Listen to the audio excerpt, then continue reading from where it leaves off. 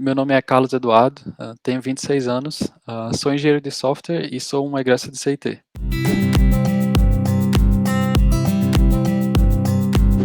Na época eu estava na dúvida entre engenharia mecatrônica e engenharia de computação. Eu lembro que eu tinha bastante interesse pela área de robótica no ensino médio, então eu via que para, de alguma forma, ir para essa área de robótica, eu teria que ir para um desses dois cursos, e os dois cursos eram oferecidos a partir de CIT. Então, não foi uma escolha difícil para mim ingressar no curso. Eu lembro que, comparando com os meus colegas, meu processo não foi tão difícil, porque no último ano do ensino médio eu estava me preparando para fazer o vestibular do ITA. Então, alguns assuntos que são das matérias assim, temidas, né, dos primeiros semestres de CIT, matéria de cálculo 1, álgebra linear, eu já tinha uma boa base nelas, porque estudando para as provas do ITA, você meio que aprende isso aí para conseguir resolver algumas questões difíceis de física ou de matemática, né? Então, eu já tinha uma base bem sólida nessa área de matemática que a gente vê de novidades no curso, então acabou que não foi um pulo tão grande assim para mim. Sim, eu participei de vários projetos. Eu lembro que o primeiro projeto foi no segundo semestre, então tinha um projeto de iniciação científica oferecida pelo CNPq, chamada Jovens Talentos. Eu não sei se esse projeto continuou ou não, mas eu lembro que na época os alunos do segundo semestre tinham essa oportunidade de escolher, os alunos que fossem selecionados tinham a oportunidade de escolher uma lista de projetos com professores orientadores, né? Então, nessa época eu escolhi uma pesquisa que é um nome bem longo, e eu lembro que na época eu não sabia nem o que cada palavra significava, mas eu achei que era legal. O projeto se chamava Implementação de Técnicas de Inteligência Artificial em Sistemas Embarcados. Não sabia o que era, mas dei uma pesquisada no Google, vi lá que era legal, parecia com coisa de robótica, né, que eu me lembrava, então apliquei para isso. Era com o professor Marcelo, lá do Departamento de Engenharia de Computação. Isso foi uma experiência bem interessante no início do curso. Foi mais difícil, foi uma exposição assim, meio difícil e muito avançada para quem está no segundo semestre, mas meio que eu entrei assim, foi um banho de água fria logo para saber assim, o que é que poderia ser o quão difícil o curso poderia ser depois, mas valeu a pena assim, meio que eu criei um calo assim com isso, sabe? E eu passei um ano nesse projeto, então depois eu me tornei monitor de álgebra linear. Eu fui monitor de álgebra linear por 2 semestres, e depois desse período eu saí porque eu iria começar um projeto de extensão chamado Plataforma Imersiva Multidimensional, que a ideia desse projeto, e foi um projeto que me atraiu bastante, era fazer uma espécie de cinema 6D. Cinema 6D a gente tem, né, hoje em dia em shoppings, em vários lugares com esses óculos de realidade virtual. Então você coloca os óculos lá e também vai ter a simulação do movimento, né? Você vai estar ali vendo a câmera e se movendo de acordo com a câmera. Na época o intuito era fazer isso. Então nessa época os óculos de realidade aumentada ainda era um mercado que estava crescendo, né? Assim, não era tão popular quanto hoje. E na época a gente queria fazer isso simulando um passeio virtual nas dunas de Natal.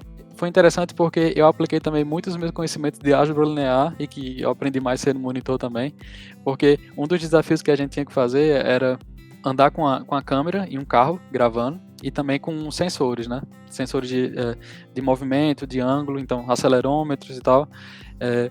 E a gente tinha que captar esses movimentos com sensor, e depois a gente tinha que converter esses movimentos para a altura que os pistões teriam que ficar, né? A gente tem uma cadeira com 3 pistões para dar os graus de liberdade do movimento, e a dificuldade era, a partir desses sensores, como é que eu converto para eu saber qual a altura que os pistões têm que estar para poder me dar o ângulo certo que eu estou gravando, né? Aí isso aí foi muito cálculo de álgebra linear para fazer certinho e ficar funcionando, mas no final deu certo, assim, deu para aplicar os conhecimentos bem lá.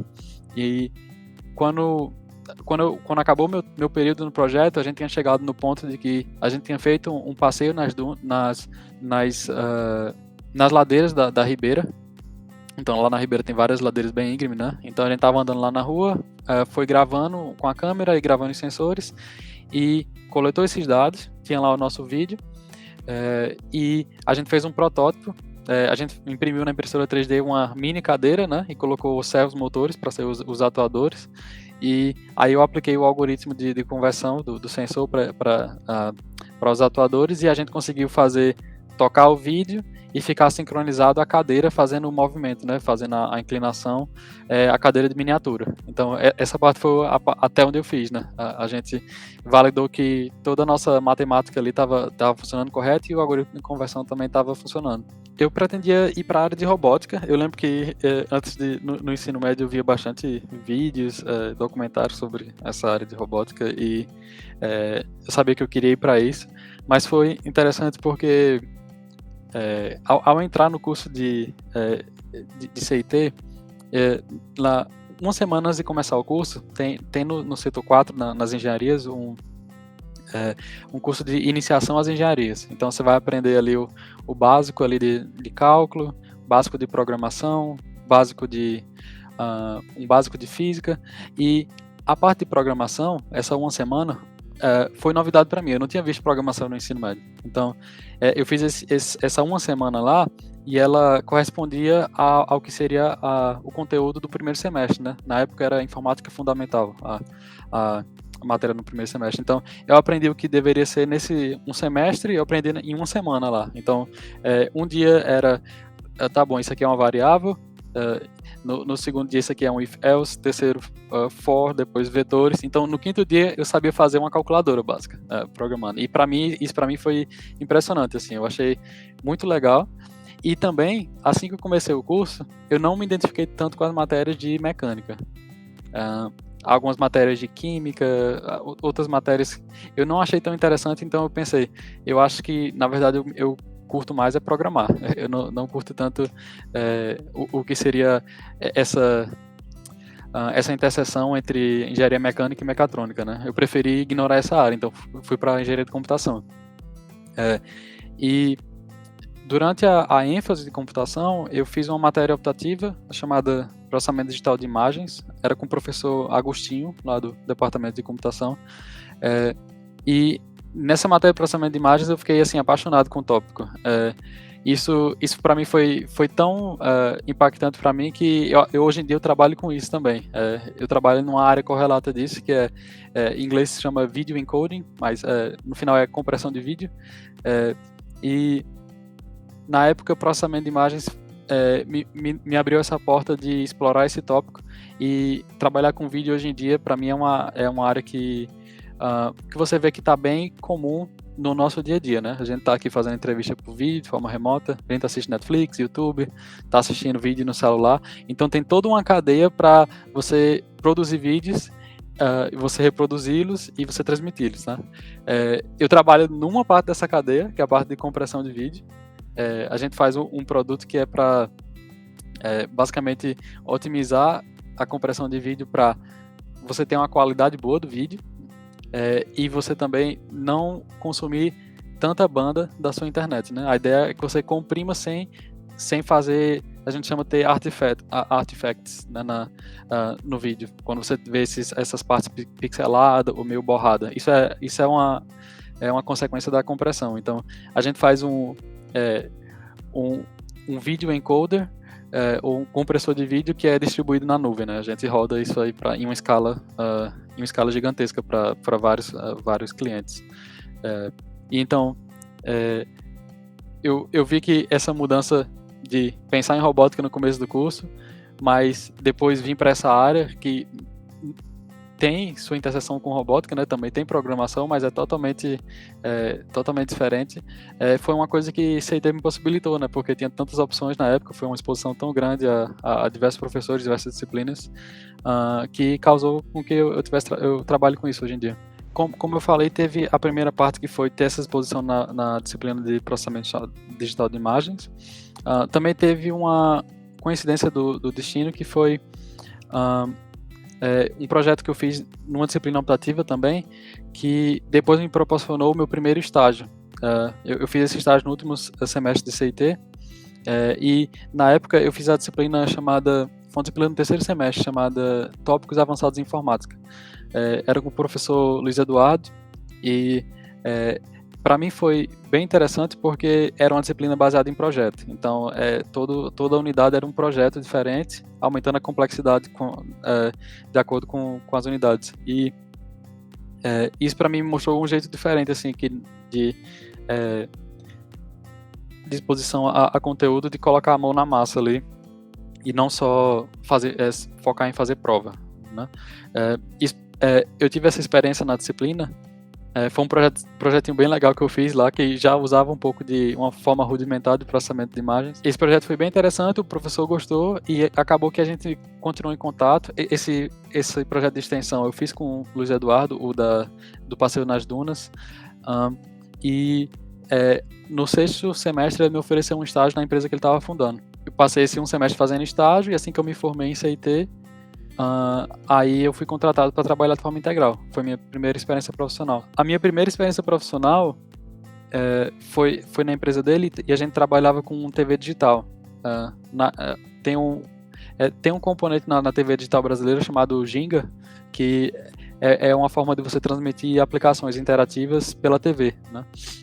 Então, tem várias pequenas aplicações, por exemplo, em reality shows ou algum programa, ou a partida de futebol, você está assistindo, chega uma aplicação, você só clica no botão e você consegue ver mais informações, conseguir votar, por exemplo.